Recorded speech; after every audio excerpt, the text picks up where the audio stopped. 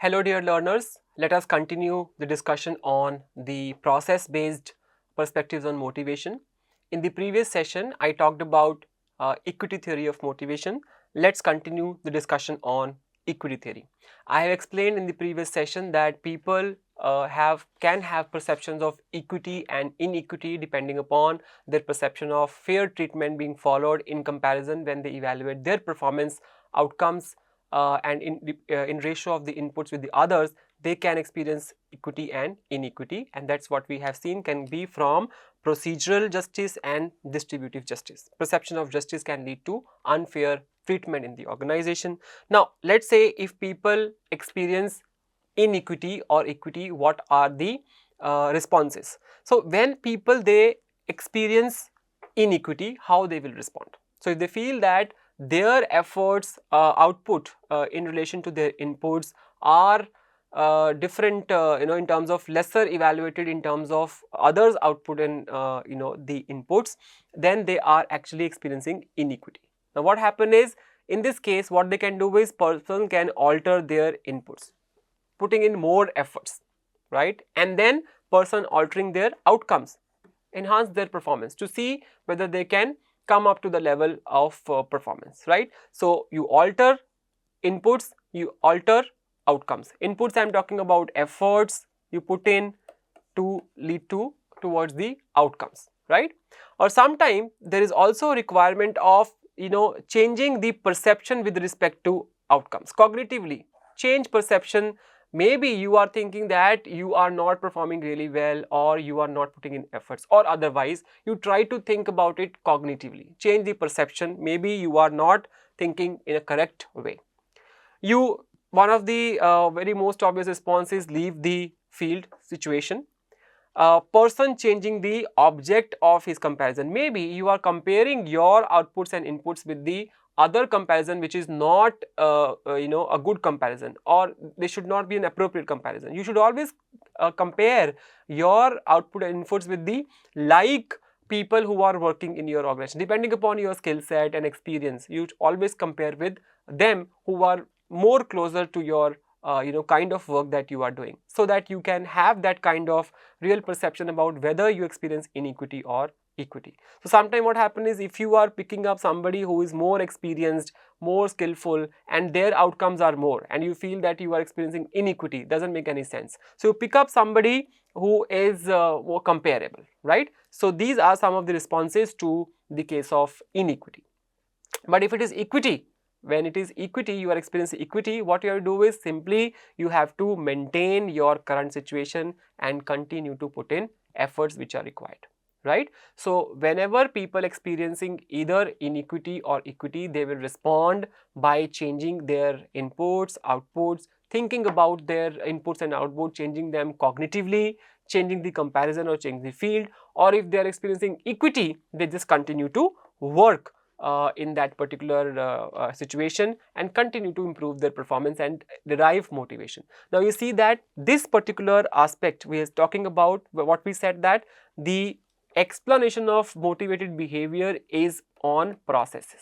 So in case of equity motivation theory, we are saying that processes are very, very important. How people are evaluating the performance, the processes of the organization. I'm talking about employees, what perception they have about the processes, and if that perception is positive perception, if feeling is good, then what will happen? They will be motivated to show behaviors which are required by the organization. But if the perception of these processes followed by the organization are not good, and people are feeling negative about it, then they will not show the behavioral outcomes in terms of motivations which are required by the organization. So focus is on process, right.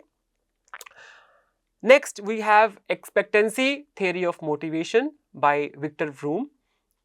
According to this particular theory, motivation is result of people's desire for something and that perceived likelihood of attaining it. Like, people want to achieve something, people desire for something as an outcome, and they also have some kind of perceived likelihood that they will attain it. So motivation is a result that you will do something and you will receive something out of it, and there is a likelihood when you put in efforts and your performance will be good, you will achieve outcomes out of it. That is the idea here, right? Now, important concept first of all note in this. One is expectancy, instrumentality, valence and outcomes. We'll look into these important aspects before I tell you the meaning of this particular motivational theory. First is expectancy 1, meaning probability that the efforts that you put in, it will lead to the performance. Efforts to performance expectancy, E to P. Efforts will lead to performance. The perceptions of probability that efforts will lead to required level of performance. You will put in efforts and your performance would be good. Instrumentality, expectancy 2, as they mentioned, it is about performance to outcomes expectancy, meaning if you perform good, your outcomes will also be good, right? Perceptions of probability that performance will lead to required outcomes. Okay, this is expectancy 2. In both the cases you have expectancy. First expectancy is that if you put in good efforts, it will lead to desired level of performance. So you expect that your effort will lead to performance, and if you perform really well, that performance will lead to the better outcomes, right? Now, outcomes, anything that result from the performance. You perform really well and the outcome that you have achieved out of it, right? Valence is what is the value of outcomes to the person, how much valence is attached to the outcomes that the person is achieving. It basically means how much attracted are the people towards the outcomes that they are going to achieve from the value that they are going to derive from the outcomes they have. It refers to the emotional orientation people hold with respect to outcomes or rewards. Importance of outcomes, relative attractiveness or unattractiveness. For example, if I am putting in lot of efforts and it leads to higher level of performance and it leads to outcomes, but those outcomes are not attractive to me. But if those outcomes are not attractive to me, why should I put in the efforts? So, important thing is that these outcomes should have value for people. They should have high level of valence for people, then only people will be putting in efforts that will lead to performance. So, 4 important things we have talked about here. One is expectancy, effort to performance, that desired level of efforts, it's a probability that will lead to required performance.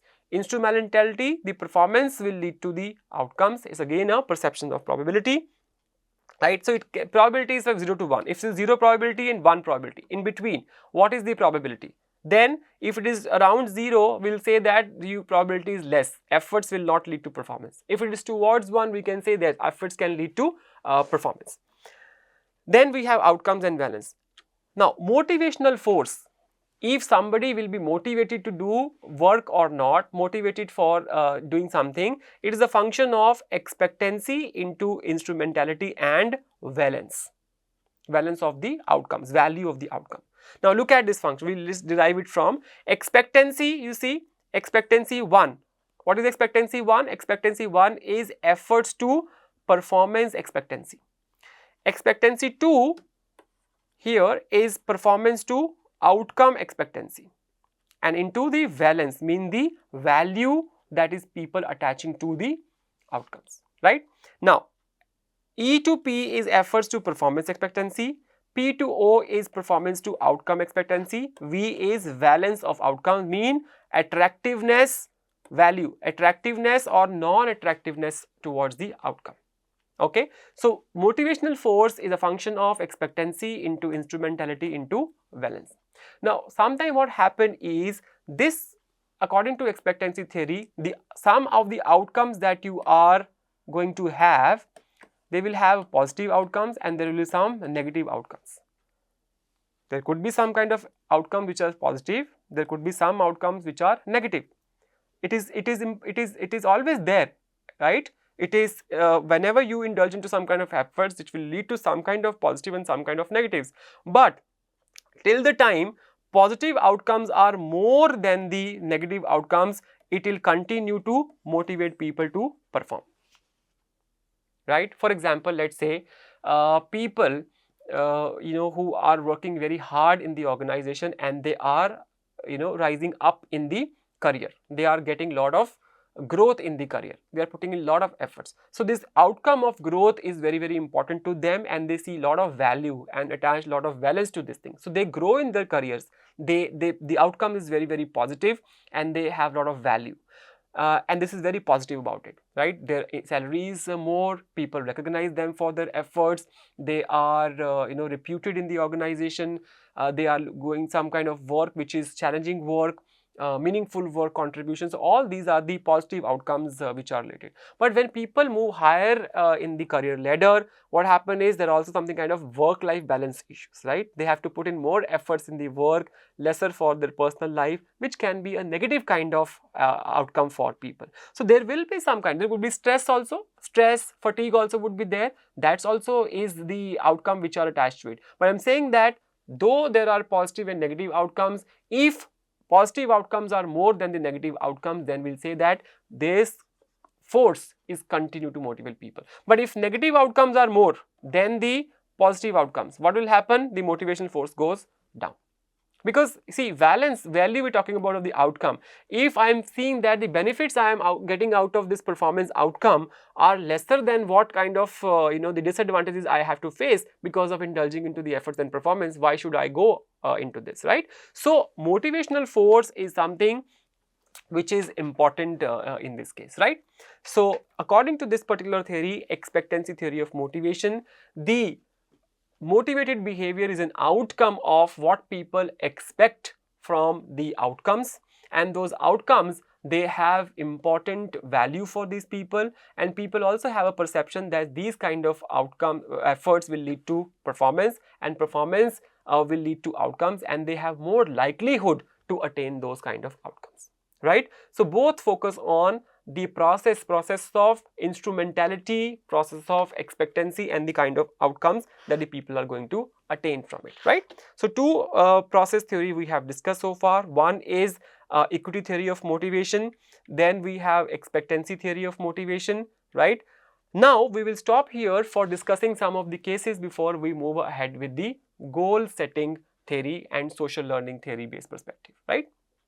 The first case that I have taken is from the text, the reference book titled "No More a Civil Servant," authored by Anil Svrup. The case study is on transformation of Indore as cleanest city. Municipal corporation turns Indore into cleanest city. We will look into the first of all the background of the case, and then I will look into the application of this particular case study, application of the motivational framework through this case study. Now, what is the background? An industrial town in Madhya Pradesh, Indore, it transformed into the cleanest city in the India, and the municipal corporation has put in a lot of efforts. And municipal corporation turns Indore. So, municipal corporation means you have involvement of the public agency, people who are working for the public organizations. Now, it has held this title for 7 consecutive years from 2017 to 2023. If you are interested to look into the case study detailed story of this, please refer to the book titled cited over here. So this particular the town has been receiving this title from the 7 consecutive years from 2017 to 2023 based on annual Swachh Sarvekshan rankings. So they have been consecutively got the title of the cleanest cities in the India.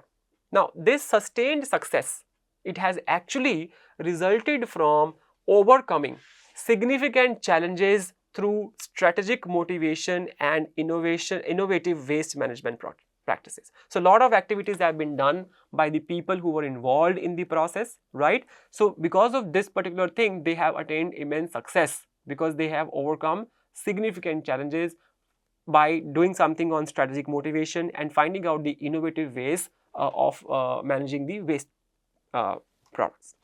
Then what was the challenge in the situation when they were dealing with this thing, when they were working on making this town the cleanest city?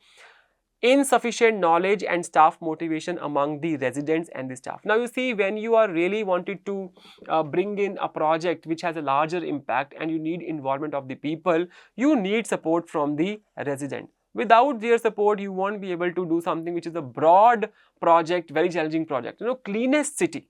The important contributions by the residents are required rather than the staff members doing it. So people have to work together collaboratively to take care of the things in this fashion. Now, insufficient knowledge and self-motivation among the resident and staff, the weak management, lack of stakeholder and public participation. And in this case, public participation is required because you are thinking of something which is very big in scope in terms of making the city very, very clean. Weak institution for monitoring and enforcement. These were some of the challenges which were encountered by the people who were handling this thing. Now, what were the transformative strategies were used by Indore Municipal Corporation? They adopted transformative strategies supported by citizen. Public participation got increased and stakeholders were involved. 100% source segregation for dry and wet waste mechanism strategies they have followed. 100% door-to-door collection and transportation of to processing facility. Of course, whatever is being collected is also to be disposed of properly by processing it. Treatment of all wet waste by composting. Utilization of all rag pickers in the city in a material recovery facility. Recovery of land from the old dump by biomining process. All vehicle equipped with GPS for real-time monitoring, 100% worker registration and biometric system and wages directly to their account.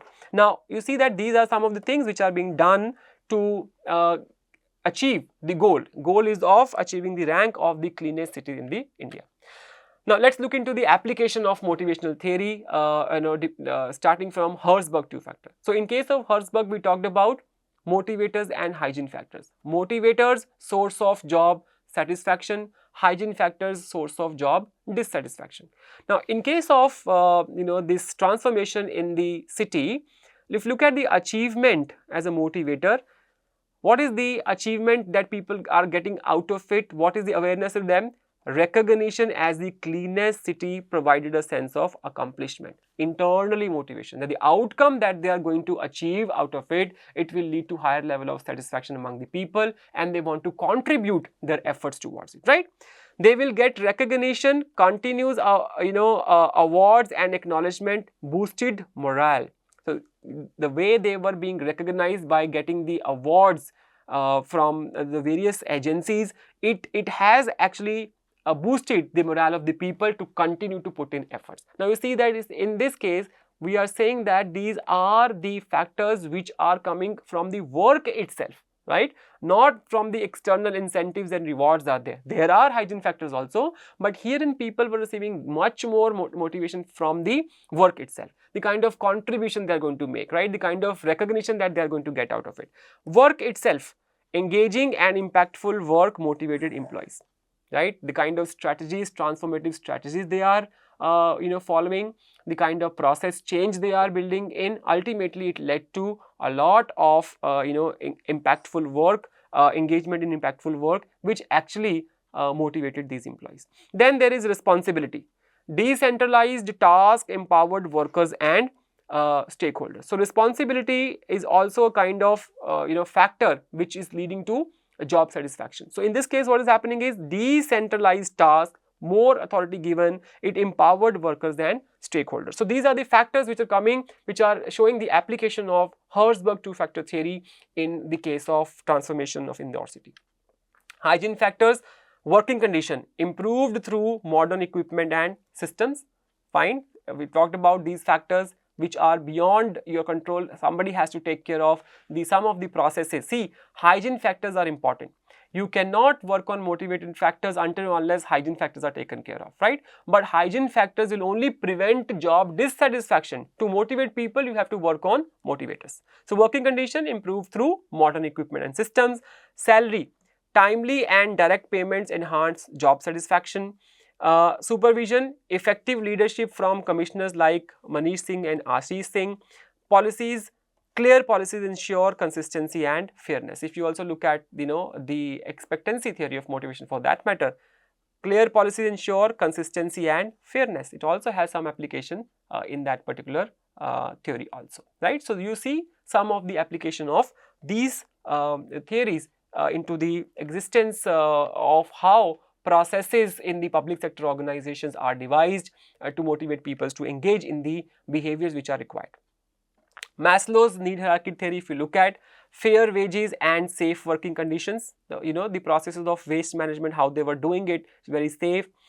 Job were secured, and safety needs were structured waste management, very scientifically to be done in terms of disposal and taking care of the waste management things. Social needs, community building through public participation initiatives.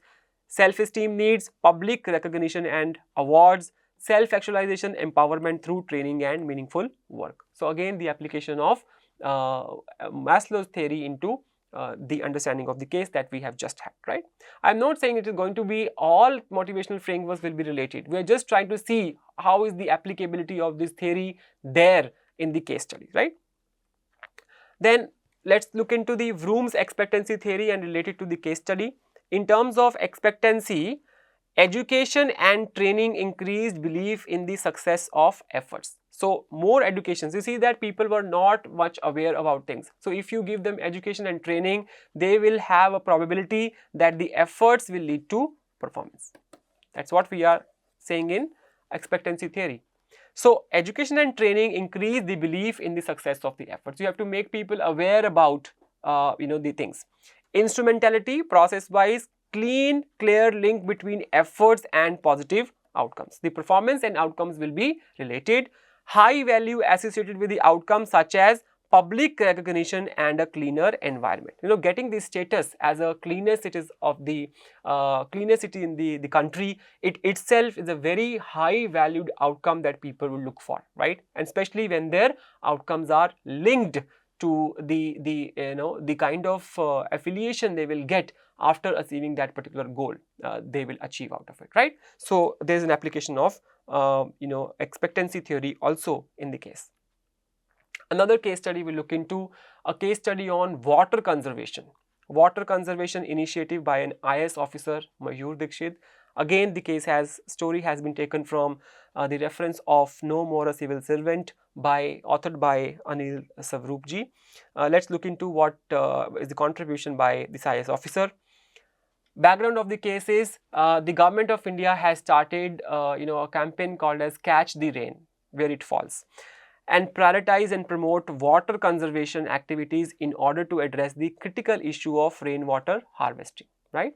This particular case, it highlights the importance of motivation in public organization by examining the action taken by an IAS officer named Mayur Dikshit in several districts to regenerate water bodies and raise groundwater levels. So we look into the contributions of this particular IAS officer and how he's been able to do and achieve the goals being set by the organization.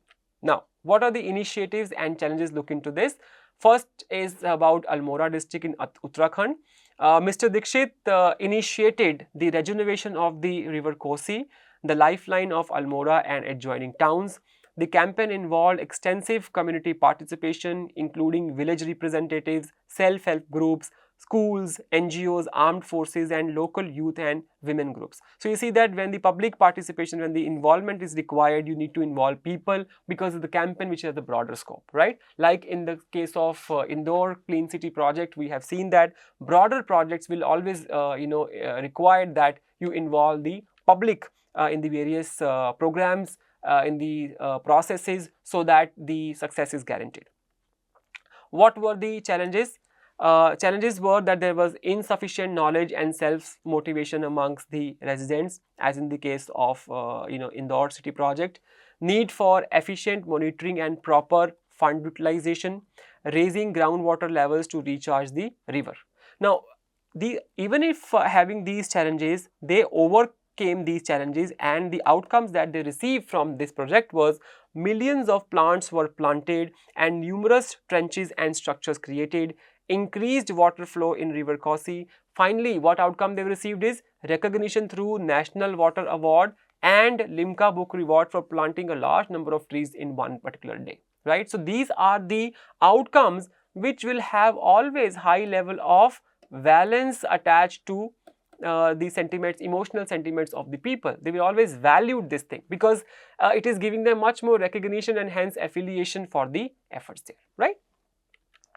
Now then comes the Udham Singh Nagar district project, again the contribution by Mayur Dikshit when he was shifted.